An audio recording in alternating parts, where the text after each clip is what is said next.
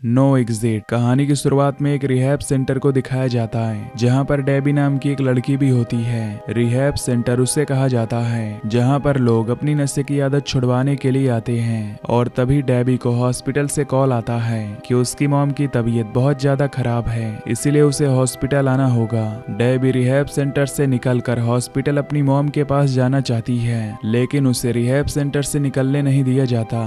सबको लगता है कि डेबी बहाना बना रही है, दरअसल उसे नशा करना है, लेकिन फिर भी वो सच कह रही होती है। इसीलिए रात को जब सब सो रहे होते हैं तो डेबी उस रिहैब सेंटर से निकलकर वहां से एक गाड़ी चुराकर सॉल्ट लेक सिटी की तरफ निकल पड़ती है, जहां पर वो हॉस्पिटल है जहां उसकी मॉम एडमिट है। रास्ते में एक पुलिस वाला उसके पास आता है और उसे बताता है कि आगे बहुत बड़ा बर्फीला तूफान है, इसलिए इंटर स्टेट का जो रास्ता है उसे बंद कर दिया गया है, आप आगे नहीं जा सकती हैं। यहाँ पास ही में एक लोकल विजिटर सेंटर है, आप रात वहां गुजार सकती हैं। और अब डेबी उस सेंटर में आ जाती है जहां पर पहले से 4 लोग हैं, जिनमें से एक का नाम एश, एक का नाम लर्क और साथ ही एक मैरिड कपल भी होता है जिसमें हस्बैंड सोल्जर और उसकी वाइफ नर्स होती है। अब ये पांचों यहाँ पर फंस चुके हैं। डेबी हॉस्पिटल फोन करना चाहती है लेकिन उसके फोन में सिग्नल नहीं होते, इसलिए वो बाहर जाती है जहाँ पर खड़ी वैन के अंदर उसे एक बच्ची दिखती है जिसे किडनैप किया गया है। वो समझ जाती है कि अंदर जो 4 लोग हैं उन्हीं में से एक की ये वैन है, इसलिए डर कर वो अपनी गाड़ी में बैठ जाती है।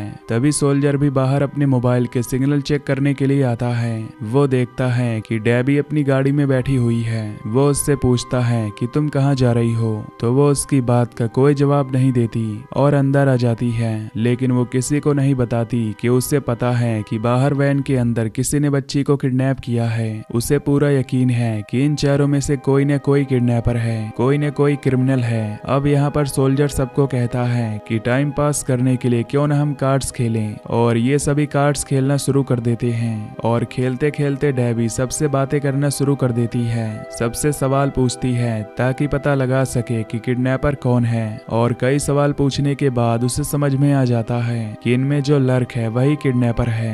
जिसके बाद डेबी वॉशरूम में जाती है। दरअसल वो सारी इंफॉर्मेशन पुलिस को देना चाहती है। वो मैसेज टाइपिंग करती है लेकिन कवरेज न होने की वजह से वो मैसेज नहीं भेज सकती, इसलिए वॉशरूम के रास्ते से वो बाहर आ जाती है और वैन का दरवाजा खोलकर उसके अंदर चली जाती है जहां पर उस बच्ची को बांध कर रखा गया है। पर इससे पहले कि वो उसे छुड़ाती, लर्क वैन के अंदर आ जाता है। उसे देखकर डेबी वैन के अंदर छुप जाती है। दरअसल लर्क हार गया होता है, इसीलिए उसे गुस्सा होता है। वो उस बच्ची से कहता है कि जब हम तुम्हारे अंकल के घर पहुंच जाएंगे तो सब कुछ ठीक हो जाएगा, मैं तुम्हारे लिए कुछ खाना लेकर आता हूँ। ये कहकर वो वहाँ से चला जाता है। डेबी वैन के अंदर से निकलती है। वो बच्ची को एक बार फिर से खोलने की कोशिश करती है लेकिन खोल नहीं पाती। वो बच्ची से कहती है कि तुम चिंता मत करो, मैं तुम्हारे लिए मदद लेकर आऊंगी। और इसके बाद वापस जिस रास्ते से वॉशरूम से बाहर आई थी उसी से अंदर चली जाती है। लर्क इधर बच्ची के लिए खाना लेकर वैन के पास आता है।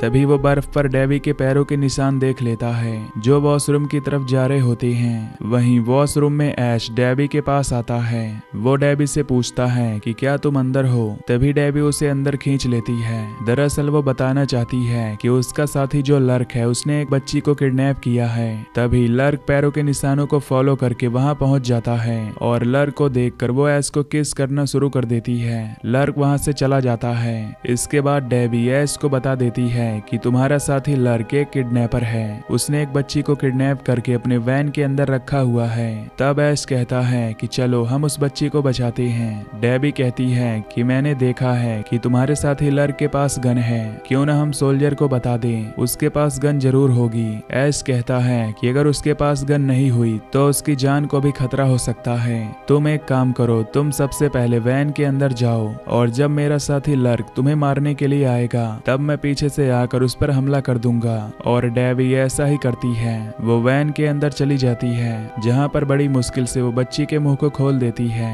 और जब उसकी आंख खुली तो बच्ची पूछती है कि वो दोनों आदमी कहाँ हैं। तभी डेबी बाहर देखती है जहां पर ऐश और लर्क एक दूसरे से बात कर रहे होते हैं। वो समझ जाती है कि दोनों मिले हुए हैं, ये दोनों ही किडनैपर हैं। ऐश वैन की तरफ जाता है लेकिन अब डेबी यहाँ से निकलकर दोबारा वॉशरूम में चली गई होती है। उसका पीछा करते हुए वो वॉशरूम में पहुंच जाता है और उसे गन पॉइंट पर ले लेता है और और बताता है कि लर्क मेरा दोस्त, मेरा साथी नहीं बल्कि वो मेरा भाई है, और अगर तुमने किसी को भी बच्ची के बारे में बताया तो मैं तुम्हारे साथ साथ बाकी के लोगों को भी मार दूंगा। हमने एक बच्ची को किडनैप किया है क्योंकि उसके फादर बहुत ज्यादा अमीर हैं, हमें उससे पैसे चाहिए, इसके बाद हम उस बच्ची को छोड़ देंगे। डेबी एस को बताती है कि उसकी तबीयत बहुत ज्यादा खराब है।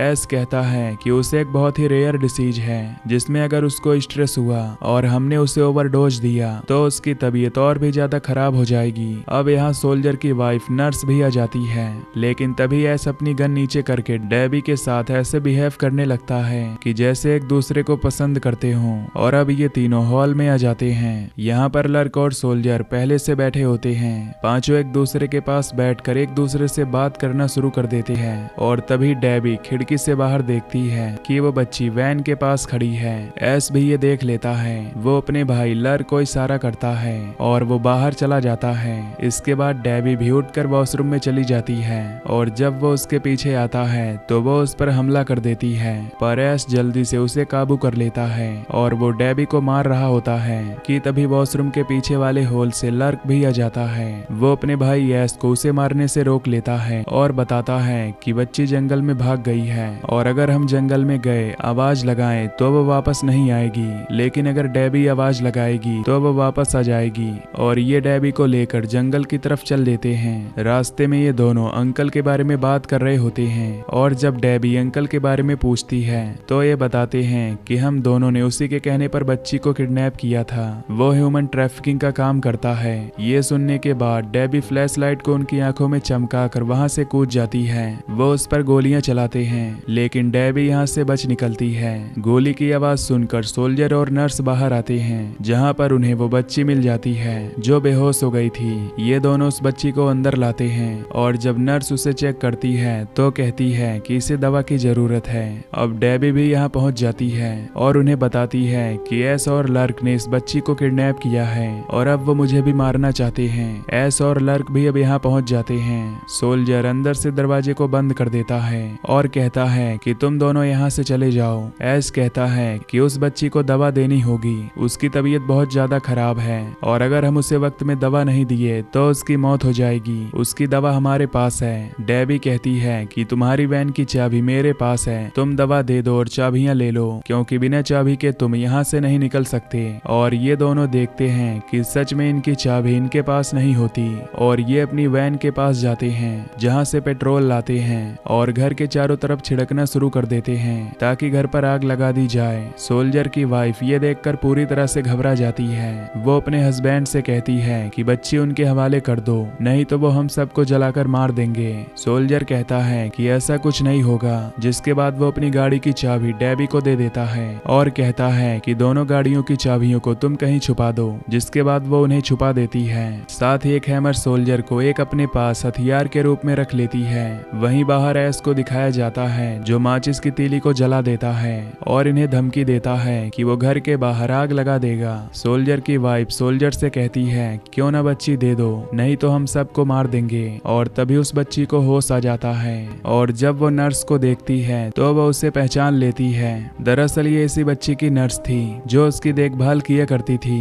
ये बच्ची उसे बहुत ज्यादा परेशान किया करती थी और एस और लर्क के साथ ये उनके किडनैपिंग के प्लान में पूरी तरह से शामिल है। अब जबकि उसके हस्बैंड को पूरी सच्चाई पता चल चुकी है तो वो एस और लर्क से कहती है कि मेरे हस्बैंड के पास कोई भी गन नहीं है। दरअसल अब तक ये दोनों इसलिए अंदर नहीं आ रहे थे क्योंकि सोल्जर ने कहा था कि मेरे पास गन है और अगर तुम अंदर आए तो मैं तुम्हें शूट कर दूंगा। सोल्जर अपनी पत्नी से कहता है लेकिन तुमने ऐसा क्यों किया? वो बताती है कि हमारी पूरी सेविंग्स खत्म हो चुकी थी, हमें पैसों की जरूरत थी, इसीलिए मुझे उनका साथ देना पड़ा है। एस और लर्क अंदर आ जाते हैं, जिसके बाद नर्स बच्चे को इंजेक्शन लगाती है और वो पूरी तरह से ठीक हो जाती है। नर्स इसीलिए यहाँ पर अपने हस्बैंड को लाई होती है क्योंकि उसे इस बच्ची को बार बार दवा देनी थी। नर्स अपने हस्बैंड से कहती है कि तुम चिंता मत करो, एक बार हमें पैसे मिल गए उसके बाद इस बच्ची को सही सलामत उसके घर वापस भेज दिया जाएगा। लेकिन तभी डेबी कहती है कि ऐसा कुछ भी नहीं होगा क्योंकि एस और लर्क जिस आदमी के लिए काम करते हैं वो ह्यूमन ट्रैफिकिंग का काम करता है, यानी कि वो बच्चियों को दूसरे देशों में अलग अलग लोगों के पास भेजते हैं। नर्स कहती है ऐसा नहीं है। वो एस से कहती है कि इसके पिता को कॉल करो और तुम तुम्हें जितने पैसे चाहिए तुम मांग लो, वो तुम्हारी हर एक डिमांड को पूरी कर देंगे। लेकिन वो ऐसा नहीं करता क्योंकि इनका प्लान इस बच्ची को बेचने का होता है। इसके बाद एस गाड़ी की चाबी मांगता है, लेकिन उसकी पत्नी नर्स बताती है कि चाबियां मेरे हस्बैंड के पास नहीं है, डेबी के पास है। सोल्जर डेबी से कहता है कि कुछ भी हो जाए इन्हें चाबियां मत देना। एस को गुस्सा आता है और वो सोल्जर को मार देता है। ये देखकर उसकी वाइफ अपना आपा खो देती है और पेपर स्प्रे उसकी आंखों में डालने की कोशिश करती है, लेकिन तभी उसके सामने लर्क आ जाता है और वो उस नर्स को भी मार देता है। और अब वो डेबी के पास जाता है और कहता है कि मुझे चाबी दे दो, लेकिन डेबी उसे चाबी देने से मना कर देती है। इसलिए नील गन से वो उसके हाथ को दीवार के साथ फिक्स कर देता है, जिससे डेबी को बहुत दर्द होता है। और यहाँ पर लर्क जिसकी आंखों में पेपर स्प्रे गया है उसे कुछ नहीं दिख रहा था, इसीलिए एस उसे अपने साथ वॉशरूम में उसका फेस वॉश करने के लिए ले जाता है। डेबी अपने हाथ को आजाद करना चाहती है, लेकिन दर्द की वजह से वो ऐसा नहीं कर पा रही थी, इसीलिए वो बच्ची को अपने पास बुलाती है। वहीं कुछ दूर पर एक हैमर होता है, वो बच्ची उसे हैमर दे देती है और तभी यहाँ पर वो दोनों आ जाते हैं। एस के पास उसका मोबाइल होता है और वो डेबी को बताता है कि तुम्हारी मॉम की मौत हो चुकी है, जिससे उसे बहुत दुख होता है। लेकिन नेटवर्क आने की वजह से वो मैसेजेस जो डेबी ने पुलिस को किए थे, जो उस वक्त डिलीवर नहीं हुए थे, वो अब हो चुके थे। कुछ ही देर में पुलिस यहाँ पर आने वाली है, जिससे दोनों भाई डर जाते हैं और अब एस किसी भी कीमत पर यहाँ से निकलना चाहता है। इसीलिए वो नील गन को उस बच्ची के हाथ पर लगाता है और कहता है कि अगर तुमने मुझे चाबी के बारे में नहीं बताया तो मैं इस बच्ची के हाथ को शूट कर दूंगा। और अब डेबी उसे चाबियों के बारे में बता देती है। जाने से पहले वो अपने भाई के हाथ में गन देता है और कहता है कि अगर ये कोई भी हरकत करने की कोशिश करें तो इन्हें शूट कर देना, और चाबी लेने के लिए चला जाता है। जिसके बाद डेबी बच्ची से कहती है कि तुम्हें हिम्मत करके लाइट को बंद करना होगा, क्योंकि वो जानती है कि लर्क उसके ऊपर गोली नहीं चलाएगा। और वो बच्ची लाइट की तरफ बढ़ती है। लर्क उसे धमकी देता है कि अगर तुम वापस नहीं बैठी तो मैं तुम्हें गोली से मार दूंगा, लेकिन बच्ची उसकी धमकियों से नहीं डरती और वो स्विच बोर्ड पर पहुंचकर लाइट को ऑफ कर देती है। और ठीक इसी पल अंधेरे का फायदा उठाकर डेबी, जिसने अपने पास हैमर को छुपाया होता है, उससे अपने हाथ की कील को निकाल कर फ्री हो जाती है। लर्क जैसे ही लाइट ऑन करता है, डेबी उसके सामने होती है, जो उसके ऊपर हमला करके उसे जमीन पर गिरा देती है, जिस बीच गोली भी चल जाती है। और अब गोली की आवाज सुनकर वो जल्दी से अंदर आता है। वो देखता है कि डेबी ने उसके भाई लर्क को गन पॉइंट पर ले रखा है, उसके हाथ में नेल गन होती है। वो अपने भाई को छोड़ने के लिए कहता है,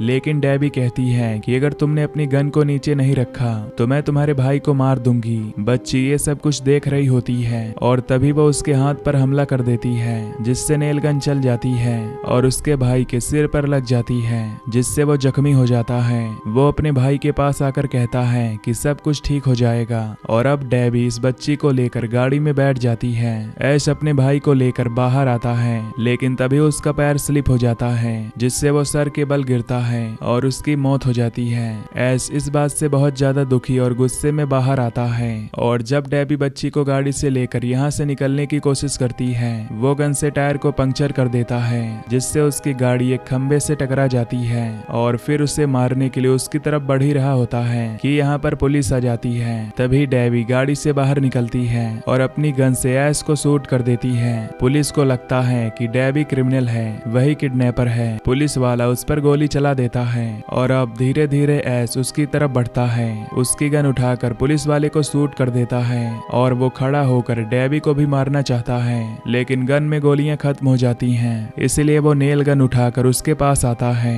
लेकिन डेबी ने अपने पास जो स्क्रू ड्राइवर छुपाया होता है उससे वो ऐश को मार देती है। इसके बाद वो पुलिस वाले के पास जाती है, जहाँ पर उसका रेडियो होता है और वो उसके रेडियो से मदद मंगवाती है। इस घटना के कुछ दिन बाद हमें दिखाया जाता है कि डेबी अब भी रिहैब सेंटर में है। यहाँ उसने एक ड्राइंग लगा रखी है जो उसी बच्ची ने भिजवाई थी।